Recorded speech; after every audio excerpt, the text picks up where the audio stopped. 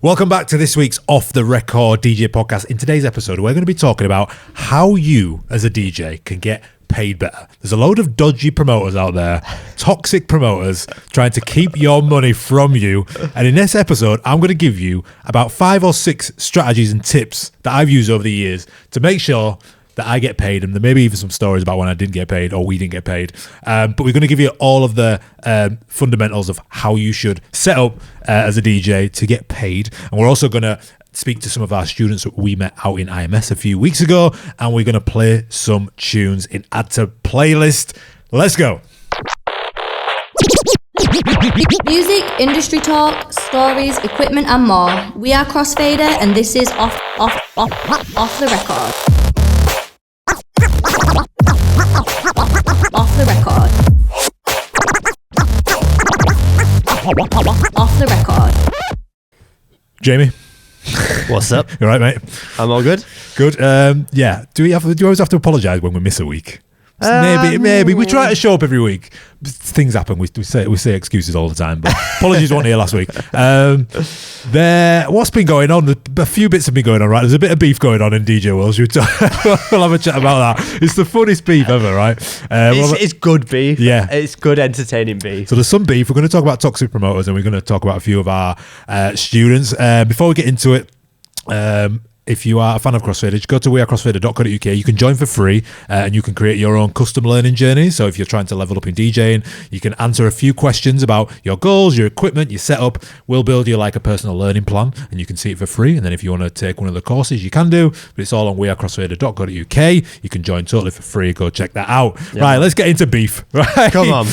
This beef's been going on for a while. And I thought it was a bit of a joke to begin with, but there's something underlying now. So James Hype versus Deadmau5. Is hilarious.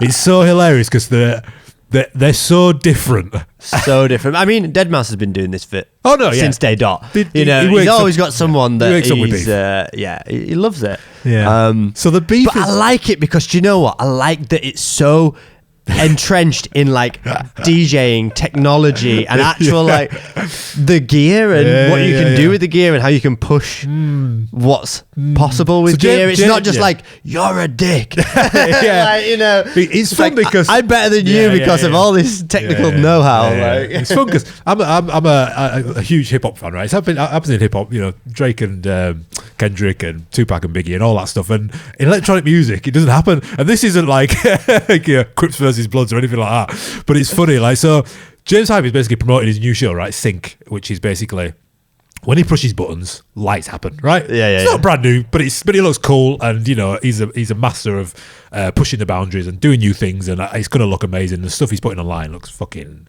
wild. Yeah. So Deadmau5. But that's the issue. Deadmau5 is like, it's not new and amazing. We've been doing this for years. But I don't think like James Hype isn't going around saying, I've invented this thing. He's just saying, this is a new show of mine. Come see it, which is great. But I think it's because, James gets attacked at all angles of media just because he's everywhere all at once. He's very sort of serious. Yeah. And he's sort of, I guess, an easy target, right? And Deadmau5 is just a king troll. Like, he loves it. But they seem to be back and forth very quickly. So at Coachella, at Coachella, when he got drunk and kicked off stage or something, This is Deadmau5. This is Deadmau5. James Hype then clipped up a clip of him dropping James Hype's song, which he didn't really do it. Like, so basically he's scratching, saying, is this real DJing or something live at Coachella? Doing a stupid scratch. And then James Hype clipped that up of his new tune. So he did that. Yeah. And then this sync thing's been going on. So then Deadmau5 has basically mapped out a CDJ 3000 to his Xbox or his PS5 or something. So he's playing a game on his CDJ saying like, this isn't fun. This is easy or something. Do you think they've just got a WhatsApp back and forth? Like, I'm about to drop this video. It's just all a marketing campaign. And then James Hype in his sync show did a bit of a reel with Deadmau5's logo, and then it's like a visual of him. I don't know, like it must have been like a bit weird or something. I don't know. So fun. Like, let's see what happens. It's going to end up with them two having a tracking. Go check out Deadmau5 on Threads and on Instagram, and same with James. And just go get a popcorn. and enjoy. There was one time in our Discord, deep inside of our forum Discord, where he like asked a question or replied to a question like one years thing. ago. It was a really technical question about a record box or something. Yeah. And we had to look, is this real Deadmau5? And it was. He's everywhere. He's everywhere. So yeah, if you're getting into a beef, don't let it be him, because he's got loads of time on his hands as well. Right, let's make it his mission, won't he? Yeah. Right, I was scrolling Reddit for some juicy stuff, and I came across 2 identical posts, and I'll read them both. And it's all about like toxic DJ bookers. So we've got some Reddit drama. Let's go. Reddit drama, it's all over the place. People arguing, fighting, all up in your face. Reddit drama. Reddit drama. I'm going to read them both. The first one is toxic DJ bookers want me to play at their place. Hey there. I'm getting booked more and more for gigs and bars in my city, which is obviously great as a beginner DJ. There's this one bar, I've played there 2 times and both of them were really stressful. I didn't feel great about it. The team didn't respect me. They misspelled my name on visuals. Oh, you know what? That is one of my bugbears, especially with Lawrence, because there's 2 ways to spell it. So annoying. Anyway, misspelling my name on visuals, late responses, etc. They were very insistent on the fact that I have to bring people in because they have to sell drinks. It's one of them. Bring people. I'll give you the gig. Bring 10 friends. I've had a few friends, but I can't control them. Overall, they're kind of arrogant and fake in the way that they talk to me. The surprising thing is, they called me for a 3rd gig, but I refused, made up a false excuse like I'm on vacation, but now they want to know when I'm free. I don't want to be rude or lose touch forever. How do I get out of this bad relationship? Should I be 100% honest instead?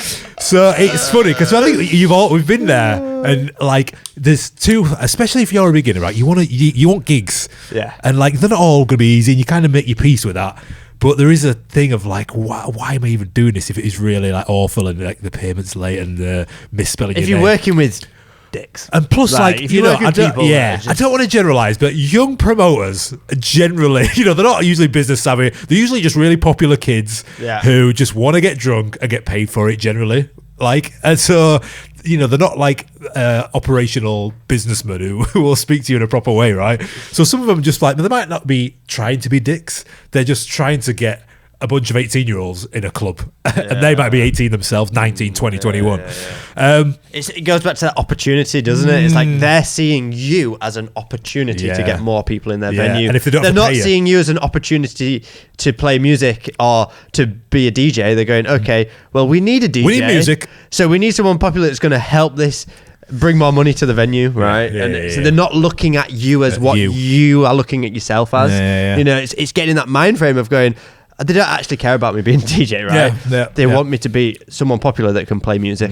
There's a difference. So it's not that it's right. I'm just saying that's what the promoters have in their mind. That's their vision of you. Yeah. They're like, how can I do this for the cheapest amount possible? Like, how does it get out of it? Just say, and it is a thing. me. I think it's more a thing in the US, what we hear and stuff about the paying and bring your friends. Like, it's over here, it's not really like that. It's like, look, if you're going to DJ, obviously tell your friends about it, but it's not really. It's not a requirement. It's not really a requirement. In the US, it seems to be a bit more popular, where especially starting out, you're like, oh, you learn to DJ. Well, I'll let you DJ for free. But you've got to bring some friends or something like that. It's not really like that thing over here, is it? The DJ for free is a thing. Don't get me wrong, but sort of that trade off. But it is interesting. I'll read the next one out because it ties in with this. So this is late payment at venues. Hi guys, so I've been DJing at this venue for around 6 or 7 months, so this is an established DJ. We have no written contract, but on text it said that I would receive a check every 2 weeks. I DJ every Friday and Saturday in that venue, and it's always packed. However, there have been a couple of occasions where they wouldn't pay me for almost a month late on payments. I know that late payments are somewhat expected, and I've been more than patient about this matter.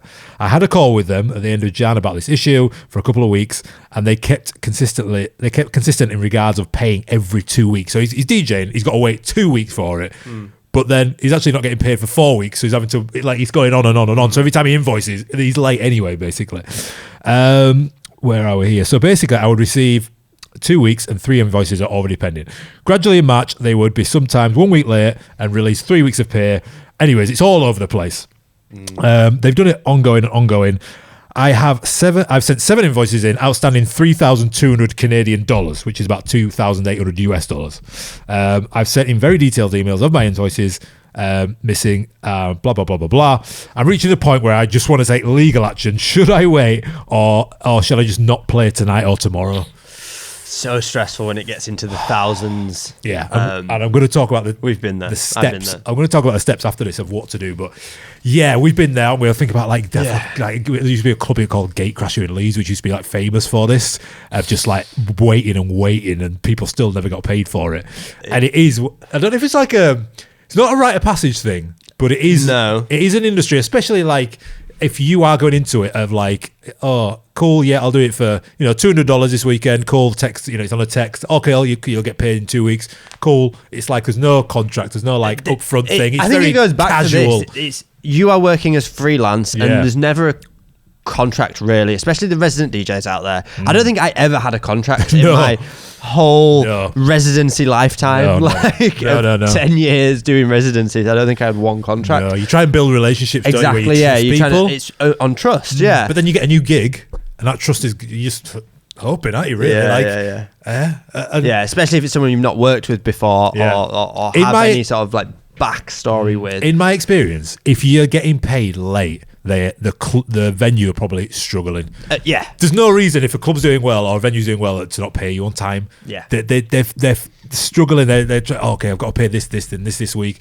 And everywhere in the world, all bills are going up everywhere, energy and prices and stuff. So and they're looking and they're like, well, the people we employ are contracted. We've got to pay them. And they're looking down the list. We've got suppliers. Okay, we've got like actual product off them, physical product, and like we need that to do whatever, to sell to drinks. make money.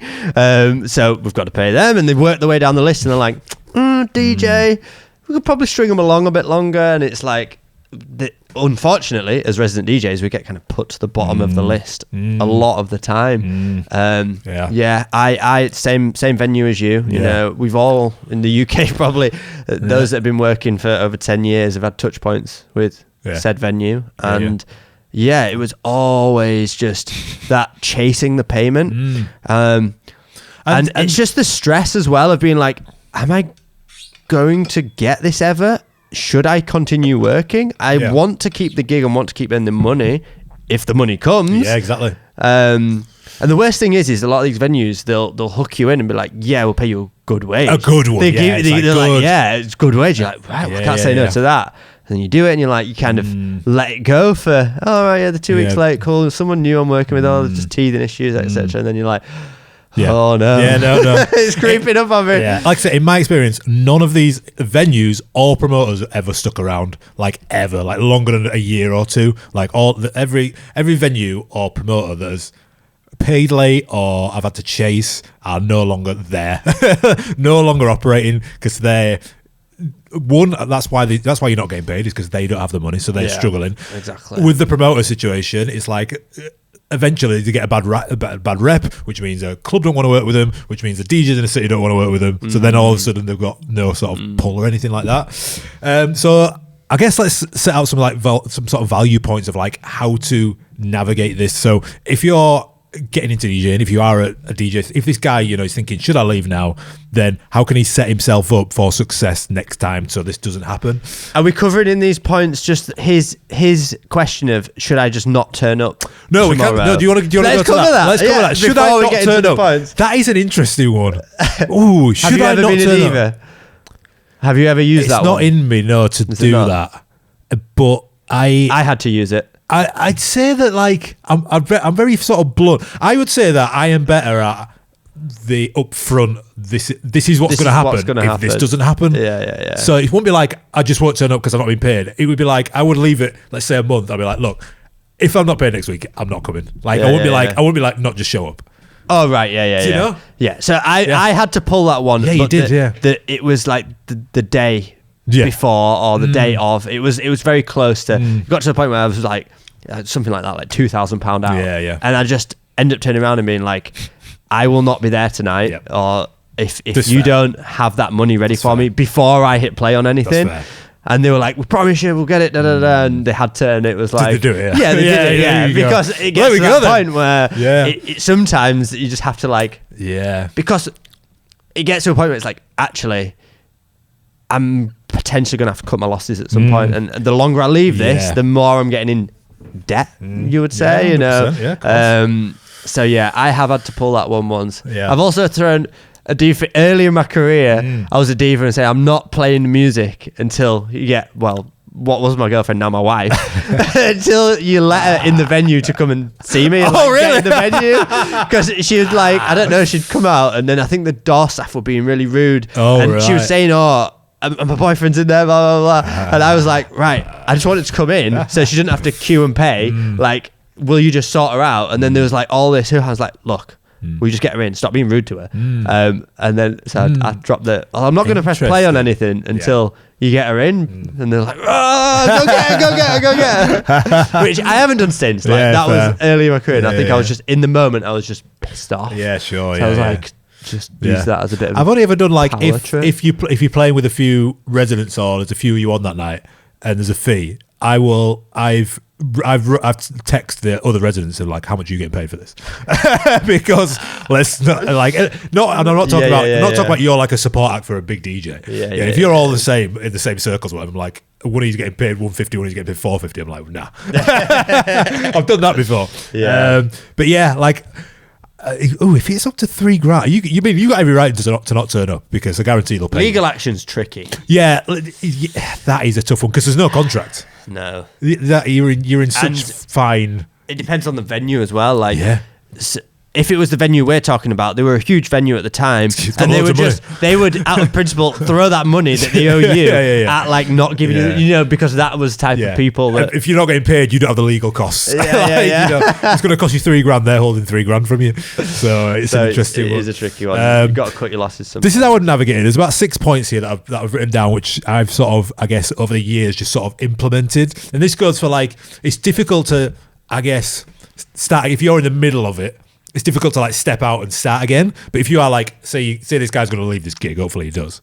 This is how you would go about the next gig, I would say. So first one is like, obviously set expectations up front. So always discuss the payment before the gig, which means the rate of payment, the method of payment, and the timeline. Very simple. It's $200.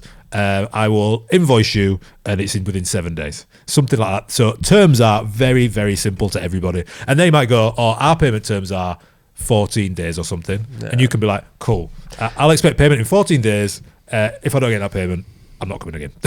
And I'd say, because a lot of this stuff happens just like over text, over DMs, over message, whatever, and you might be back and forth discussing this stuff, and then once you've got those details, I would just send one more message saying, can you just confirm this, and just put it into one message and see the one response of them saying, yes, I can confirm that, just so there's clarity, and it's not lost in a thread. So just that little extra tip of consolidate everything that you want from it that you've discussed, put it into one message, get that response back. So you've just got that clear, very clear communication. Just confirming it's £200 by bank transfer within 48 hours. Is that right? Yeah. And it's like, yeah, cool. Everyone's on the same page. So then if it's 72 hours, I'm not a dick by asking for my money. Exactly. Whereas if you're like, cool, the gig's 250 quid, and then you text them after a week and they're like, whoa, bro, I'll get you it, like, because no terms have been laid out. Yeah. So it's like, and then you feel a bit weird. You're like, I don't want to ask too early because it's a bit like, I don't want to be like desperate, because there's no, like, it's all blurred. And it's like, well, how long is too long sort of thing? And then you'll get pissed off, they'll get pissed off. So yeah, very simple. Like Jamie said, you have a bit of a negotiation, whatever. Here's the terms, here's the deadline. And then the last text, the last email is just confirming it's $200 in 48 hours. Is that right? Yeah. Cool. Perfect. Everything's set up. Tip number 2 is, just like the first one we read out, is spot the red flags early. So you'll be having a back and forth with a promoter, with a venue. If your name's on a flyer wrong, or if they're using like language that is just a bit like, yeah, bro, calm, like, don't worry about it. Like, like shady language. Or like, if they're like, oh, will you do the first couple for like exposure? Do you know? Or can you bring your friends? If they're talking about you bringing people or doing the first one for free, it's just a red flag. Now, if you are a super beginner, like it's your first gig, second gig, all right, fair enough. You're gonna have to like ride the wave a little bit. But if it's like, oh, by the way, will you do the first one for this? This is one I've had. Yeah. How about we do it for this much, and then if it's busy, like in a couple of weeks, we'll raise it. Yeah. Red flag, mate. Total red flag. Like if a promoter is not comfortable with filling his or her venue, like it's on. What that's saying is, we actually really want you as a DJ, and we feel like you're going to be valuable to the night, but we can't afford you.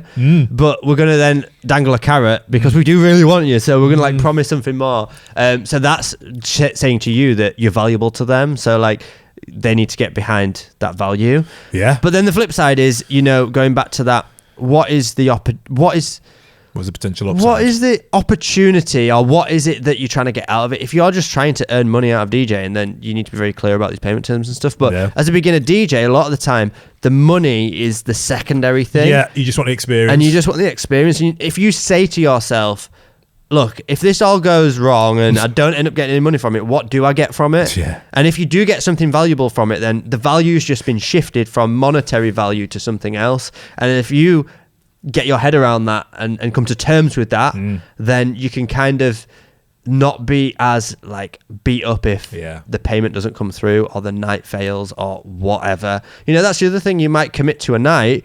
You think, this is great, I've now got this wage locked in every week as a resident, and then the night fails after like 4 weeks. Yeah. And you're like, oh shit. And now all the other venues have already got their DJs sorted, and now I don't have a fit, and you're like, so that's, This is a lot, issue. And a lot of these as well, a lot of these are more common practice if you go straight into the sort of event corporate world, where it is a lot more transactional. You don't really build up like that relationship. You have a client, and everything has to be in this sort of order. You set up the payment terms, and I guess that's the difference in it. The event space in the corporate world, you set up more as a like professional outfit. It's more like a business, whereas if you're trying to get in the clubs, it seems a bit dealing more with different people. You're dealing with the people that come out at night time. You're dealing with all the aliens that wake up at 10 o'clock, and it's just a different language, and it's all a bit like I'll sort this out for you. But if you do think about it from like the sort of corporate standpoint, like I've done like 3 events this week, this year, and it is very much like you send a contract, you send it out, Spotify playlist of what they want, you're getting all this information, you're even like down to the timings. You're like, at 2 p.m. we'll do this, 4 p.m. we'll do this, and then nobody's under any illusion, like everything's has like a plan to it. And I think a contract's really important for that kind of gig, especially weddings and stuff, because obviously you're not going to see these people again. You're not building a relationship with these people if it's just like a single transaction that you're doing with them. So if you've gone and done the gig and you still haven't seen payment and you don't have a contract, then it can get really awkward, because it's not like you're turning up next week to go play again and you can be like, hey, like, I'm here again, I'm doing the job again, like, where's the wage? They're gone, right? Let me tell you this. It is definitely different. Let me tell you this story about this wedding I once did. I once did this wedding at a castle. The guy lived at the castle. This is like he's a rich dude. So he had his wedding there, and 2 things happened. So he messaged me like 2 nights before. He's like, "This is the first dance song." I'm like, "Cool." So they all come in after they all come into this big hall. I'm DJing. They've had the food and stuff. They come in.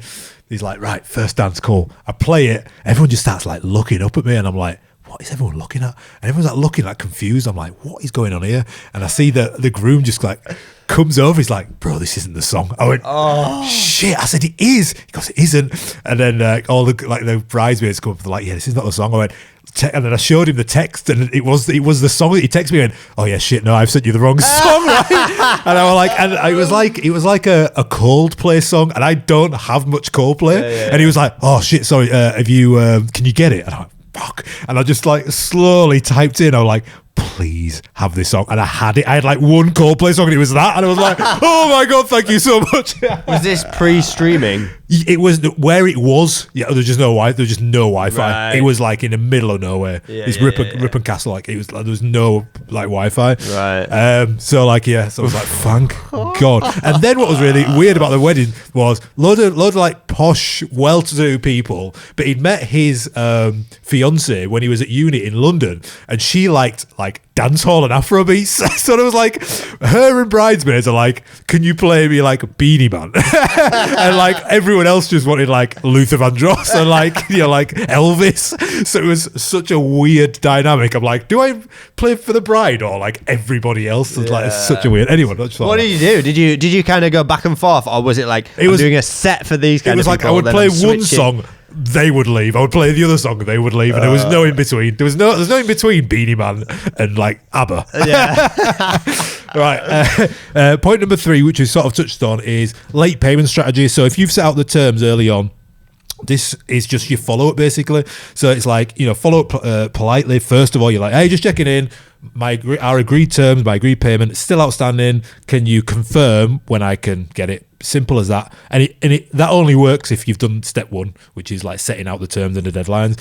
So then they can come back to you and you can then start to set deadlines if it's like going on and on a little bit. It's like, well, if I don't receive payment by a certain amount of date, and I'm going to either have to politely decline to turn up next week if it's like a residency, or I'm going to, have to, we won't be able to work together again, or, I can escalate it. Escalate's a tough one because if it's only like a few $100s, you're probably not going to take it to court or anything. If this is an event thing where it's like, 3 or 4 grand, fair enough. And then, don't be afraid to like, if I've had this a lot where you booked by a promoter, but then you paid by the venue. Yeah. So then don't be afraid to like name and shame who is the person who is telling you this information, because if the payment or if the venue has got an accountant and they're like, oh, our terms are like 30 days. And I'll be like, well, this promoter told me I'd get paid in 48 hours. Yeah. Do you know what I mean? There's a disconnect there. So don't be afraid to like tell the person who is dealing with it who told you these terms, and then show them the text or the email that you sent before,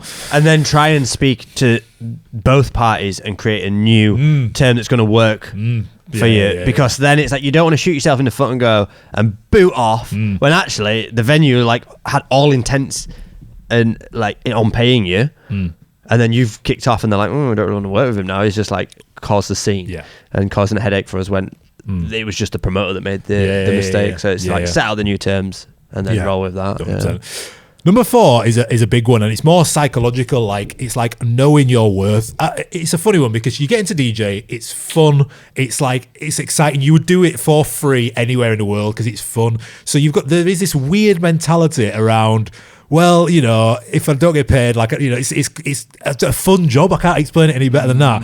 But you've got to put a value on it, and it's especially when you're coming into it beginner and you're like, oh, I'm drinking, I'm seeing my mates, I might be hanging out with a few girls, whatever. So like putting a value on the worth that you're bringing to something, it needs to happen quite early on. So exposure doesn't pay the bills, and only agree to do things for less than you would usually charge, or for free if it's essentially like mutually beneficial. So like if somebody's flying you out to, I've just done a wedding in Rome, right? If somebody's flying you out to Rome, putting you up in a hotel or whatever, DJing for free is probably sound. Yeah. Like if somebody's offering you, if you're like a year into DJing, someone offers you to warm up at a main stage of a festival before fucking Calvin Harris, maybe do it for free. But there's, because you can then get the content, you can network, etc. There's a mutual beneficial there. But like, know that your worth and what you're bringing to the event, it matters. So don't go into it thinking, well, is it £100 or $200, $300? Like, set out your terms, set out the price early, and don't budge from that. And I'm saying that mine was arranged depending on a range is fine. I appreciated that like the midweek gigs that were smaller gigs couldn't even afford to pay as much as the weekend gigs, but then at the same time, like there wasn't as many opportunity for higher paying midweek gigs on certain nights. And as a resident DJ, you're trying to look at the week as a whole. So I was more, what am I trying to earn each week? And I'm willing to work 5 or 6 nights or whatever it is. You said that they were my terms, as like, I'm going to work 5 nights a week. It's going to be my full-time thing. Yeah. And what do I need each week? And what do I want each week? And then how do I spread that across those 5 gigs? Yeah, that's good. And then obviously you're trying to push it up like anything. You're trying to bump it up, bump it up. Yeah. But I looked at it more as a week. Yeah, of course. My biggest tip I can give you in naming a fee is to you have to name your fee up front. So if a promoter's like, hey, Lawrence, you free next weekend to DJ? I've got this like house festival kind of thing. I would go, yeah, I'm free. And I'll be like, okay, what are the set times? I go, 10 till 12. Okay, I'll go, cool. The fee is $350. It's not like, okay, cool. What is the fee? Or how much are you paying? Because they're immediately going to go low on you. You have to be like, okay, cool, 10 till 2, here is my fee. Because a lot of DJs, I've seen it like hundreds of times, go, okay, cool, what's the fee? And they're asking the promoter, like, what is the fee for this? Yeah. And it's like, it might not be able to be as harsh as that early on in your career, but I think it's like any operation in life, any business in life, you name your terms of the fee. That it's not up to somebody else to decide what it's worth to you, because it's like a negotiation can still happen, but you have to be setting terms early, because it's easier to go down than go up. You can't go up, but you can drop down. Yeah, and it might be a tactic that you set a really hard anchor point. Say your usual fee is $250, for example. You might actually say, "Oh, I'll start at $350 because then they might just come down to the price I want." Yeah. Which I've done loads of times. There's nothing worse, believe me, than naming a price and them going, "Yeah, cool," and you're like, "I could have gone so much higher." Yeah. You're like, "Fuck," especially corporate events. That is the downside of naming your fee with corporate events, because it can range massively, like what they value as that part of their event. Some people are like, I want to spend all my money on the DJ. That is all I care about for my wedding, is the best music and the best atmosphere and vibe. Then you've got someone else that's like, that's the bottom of my list, I've got so many other things I need to pay for, and the DJ's coming last. And that's where it's trying to get in that mindset of like, what is their what value are they putting on the music. The last 2 points are sort of go hand in hand, which is like sort of building almost like a venue promoter sort of blacklist in your mind, speaking to like DJs who have worked with these people who are like on your radar, and like, what is your experience with them? Because if you might be having an individual experience, in that case it might be like a personal thing and that you don't know about. But if vetting, but in my experience, everyone operates the same, and they're all DJs or all promoters have the same experience with the same venue. Like it's rarely that you just have a bad experience with getting paid, or the music policy not being right, or the managers are always on your case of like what you're playing, what you're not playing. It's usually not just you. And then last one is just focus on good relationships. Like over time, all of these things that we've spoke about today are based on overtime experience, whereas these DJs in Reddit are going through that experience to come out the other side. So it's just something to be aware about, and if you are sort of getting into it, sort of knowing this, and you may be able to prevent or like limit some of these strategies, basically. So hope that helps. That was quite cathartic. That was quite nice. All the way through it, I was thinking about one promoter. Directing all that negative energy to you, Jeff. It's not Jeff. Cool. Right. This is a cool part. We're going to play you a couple of clips from when me, Jamie, and James, who isn't on camera, was out in IMS, which is the International Music Summit. I always want to say industry music, International Music Summit, which the podcast came out a couple of weeks ago. If you've not seen that, go and check that out. It was all about industry insights of the wider electronic music scene. Some really, really good insights. So go and watch that episode. It was out a couple of weeks. But we managed to bump into a load of Crossfader fans. We spoke to them, and we've got a couple of clips to play. So the first one we'll play is a guy called Victor, who we bumped into. He was a fan of Crossfader. Found out he was born in Paris, I believe, but he was raised in Ibiza, and he's trying to make it as a DJ, basically. And he had a good story. It's a quick 5-10 minute chat. But let's have a look at what Victor had to say. Victor, thanks for coming over to us. We are at IMS Ibiza, your home. When you just come up to me and stopped us, and we just thought we'd have a quick chat. Great to hear your story about you was born and raised here, and I stupidly asked, what did you do? Because anybody born in Ibiza probably is a DJ, right? Yeah. It's a crazy place. I mean, I was born in Paris, but I was raised here my whole life. That's amazing. I went to school here, and then at 16 I even got like some fake IDs. You can't really say that out loud, but so I was able to DJ in clubs here, and I think it's really shaped me in a way. It's such a magical island. I mean, the inspiration out here must be just amazing. From when you leave school to just seeing all the unbelievable clubs and the community. And we stepped off the airport yesterday, and the first thing you see is like high opening party in an airport, and you're like, this is just what it is out here, right? It is. It really is crazy. Yeah. And you've just moved to Amsterdam. I just moved to Amsterdam. And is that to pursue career over there? Because you said it's closed over here, so it's all right having gigs when it's open and it's busy, but you needed 365. Yeah. Here it's more like a summer thing where all the clubs are open. It looks all fancy and crazy, but during the summer it's more like a ghost town. Yeah. So I decided to move to Amsterdam to be able to produce there and network with more people, whether it's singer all around the world, producers, DJ. There's more happening, even with ADE. Yeah, we're going this year. Oh yeah. Yeah, we've been a few times, but we're going this year. Were you guys last year? Were we there last year?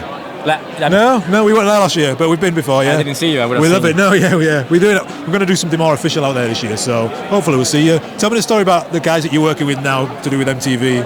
What was that? So basically, I met some people, some DJs, and they liked me, so they brought me to a studio. Beautiful. And then I showed some of my tracks to some people working in the studio. Yeah.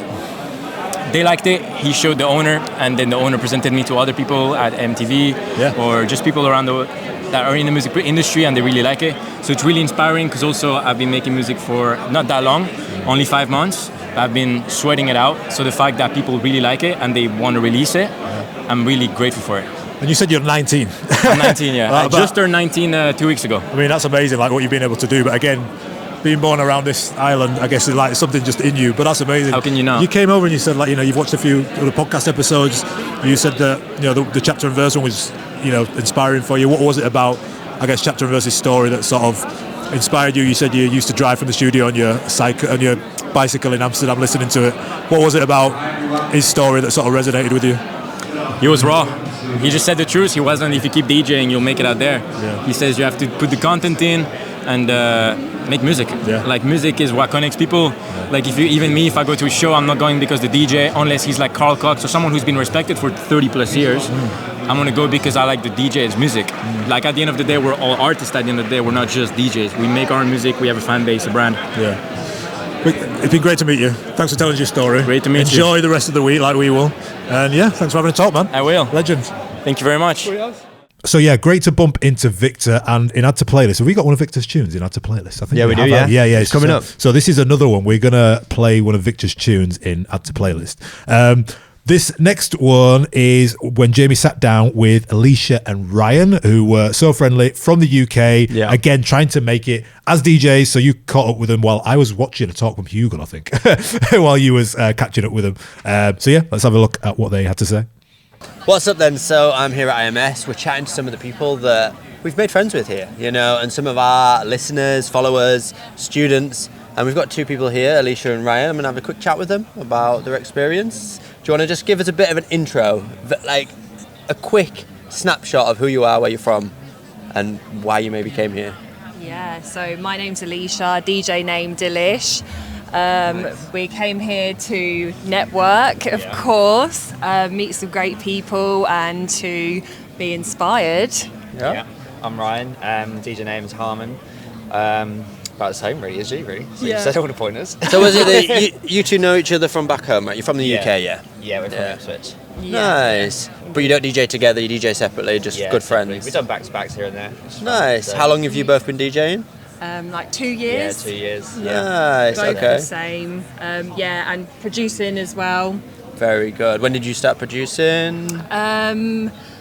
Last year, sometime. Yeah, I've got a couple of tracks which are ready for release. Yeah. I'm just trying to figure out what my sound is as well. It's all part of the journey, I guess. It takes a while. Are you the same, Ryan?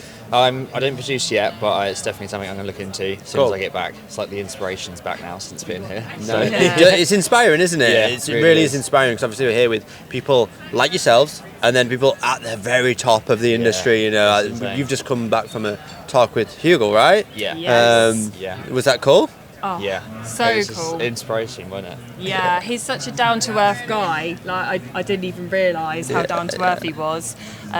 You said you got a few little takeaways from it when we were just chatting before. What were those takeaways you can share with people? Yeah, so he was talking about being in flow state and when you get creative inspiration, acting on it immediately. Not waiting, because otherwise it will just you'll forget about it or the moment will pass. So really just going for it. Cool. Do you think that'll get absorbed into your production? Is there anything you've taken away from IMS that is going to change the way that you approach production? I think for me, it's just given me the motivation to really learn the ropes properly by myself, so I can get in the studio and get in my creative flow mode by myself and really show my authentic self. Because oh sorry, my hair's all in my face. It's kind We're of outside, windy, it's isn't beautiful. It is a bit windy though. So it's just really given me the motivation to go ahead and do that and see what I can magic up, really. Nice. Okay, so both of you, what's been maybe your favourite part? We're on day 3 now of IMS. It's the final day. What do you think's been if you think back over the last 3 days, what's the one moment that's maybe stood out and stuck with you? I think mine would be the live production when we saw it at the tech bit. So the tech bit, okay. Yeah, that was really good. I like my tech stuff. Yeah. And I like just seeing how they brought together with the live production was just really cool. Nice. Definitely something I was looking into. Were they using, I don't know if you know, were they using the DJS 1000 with the pads connected to CDJs? Yeah. I didn't quite catch it because I had a meeting at the time, but it looks cool. I caught just the end of it. Yeah. Is that anything like what you've got at home, or I've not quite got that gear No, yet? not that far yet. What gear do you have at home? It's a good question actually. A lot of our listeners, obviously. Yeah. So I've got the AZ. Yep. Yeah. Yeah. It's perfect bit of kit, really. Exactly. Yeah. You're kind It's of got ready to everything you move want. to CDJs, aren't you? Yeah. Pretty much. Yeah. Yeah. How about you? I've got the DDJ FLX6. Nice. So yeah. Okay. I mean, it's all right. Yeah. It does the job. Yeah. It does the job for sure. I mean, coming here's made me want to upgrade immediately, to be honest. And yeah, like you say, seeing the pads and how you can actually be so creative with that now, and it just adds a whole nother aspect to DJing, doesn't it? Nice. Have you guys got gigs back at home, or are you still working on getting some gigs? So I'm still working on that, really. Yeah. I've got a few here and there, but could do with some more. So it's still a hobby at the moment. Yeah. Trying to turn it into a career. Yeah, How about for yourself? So I played out a lot last year around our hometown, Dublin, Essex, London. So I feel like I've got a lot of different experiences under my belt, which is good. But now, like I say, really focusing on the production side, because I'm like, that's what's going to push me forward and hopefully stand out, trying to find my sound. That's just made me think. One final question. I won't keep you for too long, but a lot of our listeners find it hard to break from just doing gigs in their local town. You just mentioned you did some stuff in London and some other areas. Like, was there any in particular bit of wisdom that you could maybe provide that maybe opened opportunities for you to go beyond just your hometown? Was it a stroke of luck? Was it just anything? To be honest with you, it's been word of mouth and kind of right place at the right time. Just being, chatting with everyone that I can, like at whatever event. I think that really helps. It's just networking, and obviously what we're here to do right now. Nice. I think it's so key. Amazing. Well, thank you so much for your time and for your words. It's been great, and I wish you all the best of luck. Yeah. I don't think you'll need it. I think it sounds like you've got the right attitude, and I think that's the main thing. So I'm excited to see, hopefully if you're here next year, we'll get another story and see what's happened in the last year. Absolutely. How exciting. And we love what you're doing at Crossfader as well. Like, you've been key, Helps us out a lot. in starting out as well. Like Nice. the complete package. Such a lifesaver, and all the content you put out on YouTube as well. It's just. I appreciate that so much. 10 out and of 10. thank you for being part of what we do. Thank you. All right, take care. Cool. Right. Really nice hearing from both Alicia, Ryan, and Victor and there was stories like that all week. They just They were happened the to only be ones on we got on camera. We got camera, on camera, but there were stories throughout that all week, and it's great to get in person and see some of you. By the way, we should have mentioned at the top, we are going down and speaking in London at Fabric at the Tool Room Academy. They're basically doing like an industry talk at Fabric, which is an iconic venue in London. So we'll have more information about it on our socials, and we'll probably do a larger podcast about it when it comes up to it. But it's on June 6th. We're going down. I'm on the panel. Jamie and Danny are coming down as well for content and vibes. So if you are around London on the 6th of June, hang out. Right, time for Add to Playlist, which is a bit of a unique Add to Playlist. It's all featuring tracks of people that we bumped into in IMS. Yeah, and we bumped into so many people, Yeah. and thanks to everyone for saying how much they love the podcast. I know there's probably a lot of people listening right now, so thank you for sharing that, because we were saying to everyone it's weird to sit here in this studio. There's no audience, and it's like any piece of content. There's no audience, but especially with podcasts where there's people intently listening for up to an hour, and you don't realize who those people are until we go and meet you at places like IMS. So it was great, and hopefully we'll meet a load more of you at ADE, which will be there. Spotify tells me there's numbers. Then when you meet the numbers, you're like, oh. So yeah, all of these tracks in Add to Playlist are actually from people we bumped into there who were trying to make it as artists, who are really trying to like push into the industry and make some moves. And some of them were making some great moves there. They'd met with labels, they'd met with A&R people, they'd met with so many people that will really help push their career. So in no particular order, What are we going for? Rosmic, which was a girl and a guy duo that I met right near the end, like on the last day. Oh, did you? And they'd watched loads of Crossfader content and courses, and they were really engaged with what we do, and they loved what we did. And we're starting with them. We're starting hard. This is probably the hardest tunes that we've got from people that we met out there. Hard. Let's go. Let's just see. Rosmic. This is Groove Ignition. Oh, yeah. I'm just going to skip through as we usually do.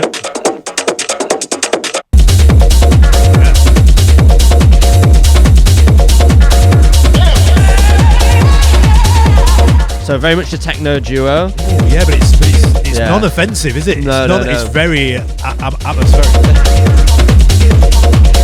The little vocal hook in there was nice. A little vocal sample.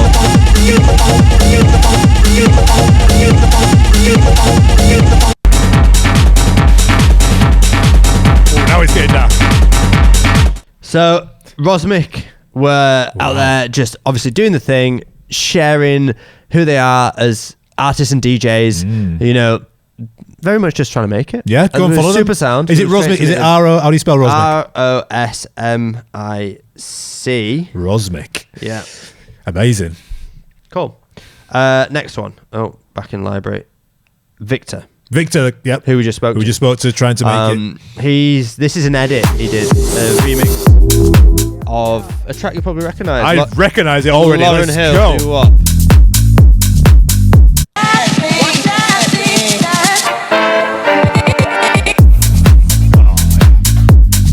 Absolute vibe. Yeah, leave this on.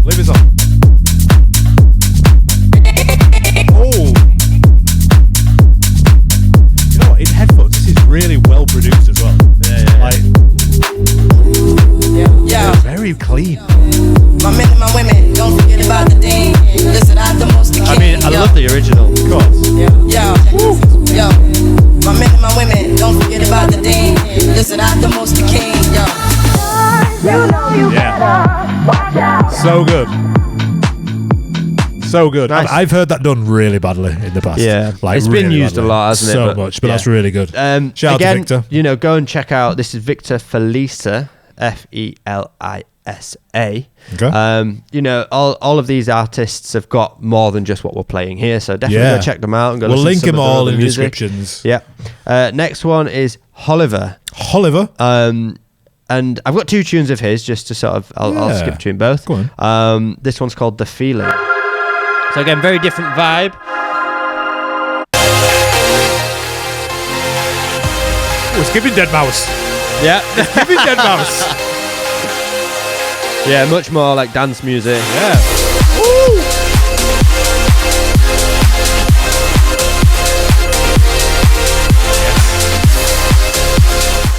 Yes. Big epic breakdown.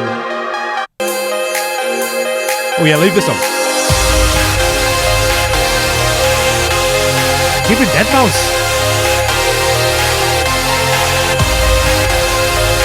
That's really nice. I really like this. Really like this. That big, Avicii EDM kick. Yeah, well, it's actually the Snare, other one I sorry. was going to play is an Avicii remix. Oh, right. So No, obviously, you're a fan of it. let's just listen to the drop. Sure.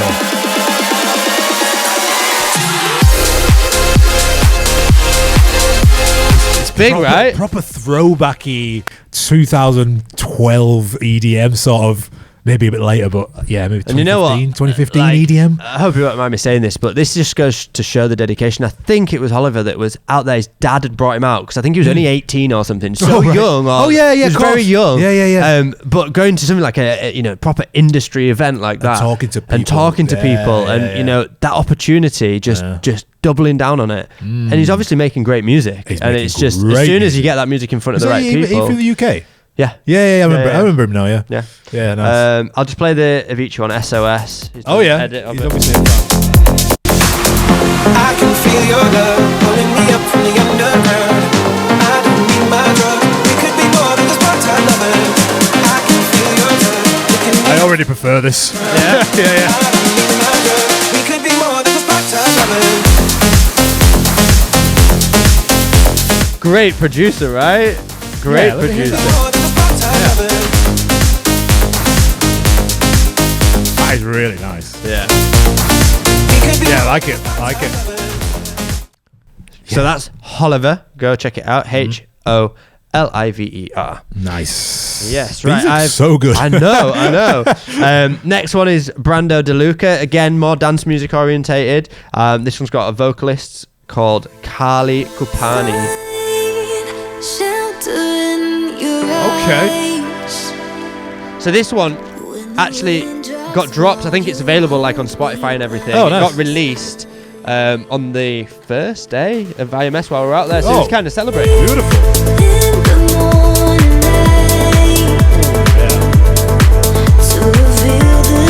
Again, I'll skip through little bits. Oh, yeah.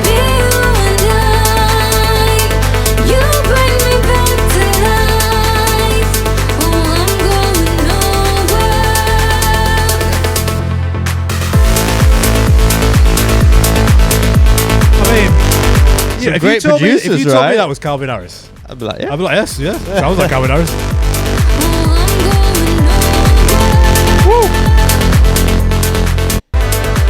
This So yeah, that's original vocal as well. That's the original vocal. Brando naughty. DeLuca, Nowhere it's called, with Carly Kupani. This is better than our So usual this- ad to play. Yeah. I don't know what that says about us. And then you sent me, Yeah, you sent do me you need me to one. send you it again? I think I do. I'll send you it now. Yeah, so this is Khalil. He's been WhatsApping me some tunes since I got back from IMS. Super nice guy. He was, again, out there, like, took the plunge, paid the money to be there, and sort of on the last day or the second day, he managed to get a sit down with, like, basically the highest guy up there you can get there, which is a guy called Danny Whittle, who basically owns Ibiza. That's the only way I can put it. This guy owns Ibiza. And he managed to get like a 15-minute sit down with him. I think he played him some songs, and he was just like, this is like the best. And I'm like, yes, man, I'm buzzing for you. Yeah. So this is the tune that he sent me privately. Let's roll. You might recognise the vocal. I'm guessing he's had this re-sung. Maybe, yeah. Was the original Roger Sanchez? Yeah, Roger Sanchez.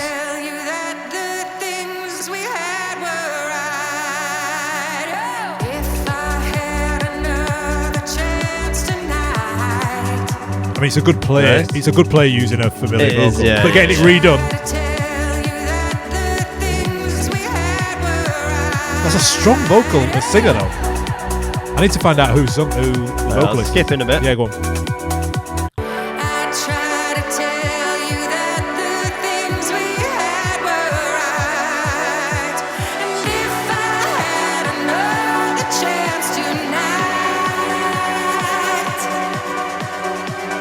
Yeah, go on.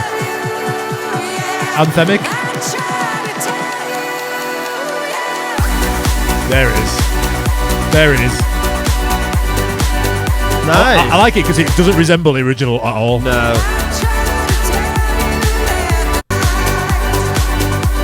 Nice. I like it. Nice. Another big breakdown. Should we see if the second drop's any different? Little arpeggiator. Yeah, Nice. man. That is Keleo, Keleo. It's another chance. It is private at the minute on his SoundCloud, but I'm sure he'll be putting it out at some point. But go and give him a follow. Yeah, that was fun. If you have tracks, He's got some other stuff on there, though. Oh, has he got loads of stuff? Yeah. Wicked, yeah, guys, if you are listening to this and you are producing, you have tracks, our DMs are always open. You can email us, info@wearecrossfader.co.uk, or just drop them in a DM at Eve. Will read your messages and send them to me.